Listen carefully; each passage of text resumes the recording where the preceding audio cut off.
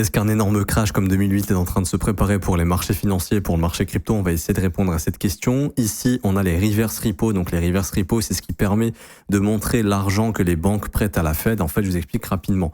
Plus ce taux augmente ici en rose, plus ça indique que les banques sortent des marchés et donnent leur cash à la Fed pour avoir des taux d'intérêt parce qu'ils estiment en fait que le marché boursier est trop risqué. Donc ils préfèrent retirer leur argent des marchés et donner cet argent à la Fed pour récupérer des intérêts. Et ensuite, on voit que quand la courbe elle tombe, ça indique que les banques ici avaient énormément de cash et que donc elles sont reparties acheter les marchés financiers. Et ici, on voit que le Nasdaq a explosé, le Bitcoin également, etc. Donc tout ce qu'on appelle les assets à risque. Et là, actuellement, on voit qu'on a une structure baissière sur le Nasdaq qui s'est formée avec ce M-top qui est un signal de retournement. Potentiellement, on a formé un top ici sur le Nasdaq pour les prochaines semaines et on peut voir que les reverse repos sont en train d'augmenter. Donc là, c'est ce qui veut dire que les banques et les institutions sortent du marché des indices américains, des actifs à risque, pour donner leur argent à la Fed pour percevoir des intérêts. Donc c'est qu'ils estiment vraiment que c'est trop risqué d'être exposé sur les marchés financiers actuellement.